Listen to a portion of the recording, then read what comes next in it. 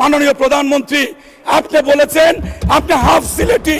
আমরা বিশ্বাস করি সিলেটের উন্নয়নে আমাদের কোনো অভিভাবক নেই, আপনি আমাদের একমাত্র ভরসা। মাননীয় প্রধানমন্ত্রী আপনি লক্ষ্য করেছেন সারা বাংলাদেশ আপনি সফর করছেন, দুই হাতে মানুষ আপনাকে অভিনন্দন জানায়, তালি জানায়, কিন্তু সিলেটে যখন আপনি যান মানুষ একটি বিশেষ শব্দ ব্যবহার করে আপনাকে সম্বোধন করে। এর একটা মাত্র কারণ আপনি আমাদের হৃদয়ের মণিকূটে স্থান করে নিয়েছেন। আপনি বলেছেন আপনি হাফ সিলেটি। আমরা বিশ্বাস করি সিলেটের উন্নয়নে আমাদের কোনো অভিভাবক নেই, আপনি আমাদের একমাত্র ভরসা। আমাদের স্ট্যান্ডিং কমিটিতে কোনো নেতা নেই, বিএনপির কোনো সিনিয়র নেতা নেই, 4 জেলা 1 মহানগরে আমাদের কোনো অভিভাবক নেই।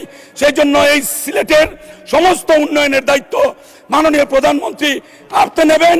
সিলেটের 1.25 কোটি মানুষ সেইটা প্রত্যাশা করে আমি আমার হবিগঞ্জের শহরে 14 কিলোমিটারের একটি রাস্তা মাননীয় সাবেক প্রধানমন্ত্রী মাতৃতুল্য খালেদা জিয়া হবিগঞ্জে যখন গিয়েছিলেন হাজার হাজার মানুষের সামনে উনি বলেছিলেন বিএনপি যদি ক্ষমতায় যায় এই রাস্তাটি উনি 4 লেন করে দিবেন। আমাদের শহরে প্রতিদিন 20 থেকে 25,000 শিক্ষার্থী রাস্তা দিয়ে ঢুকে দুর্ঘটনা হয়। আমি প্রধানমন্ত্রীকে অনুরোধ করব, মাননীয় প্রধানমন্ত্রী আজকে আপনি আমাদের প্রয়াত মাননীয় প্রধানমন্ত্রী দেশনেত্রী বেগম খালেদা জিয়ার এই অঙ্গীকারটি আপনি পূরণ করবেন।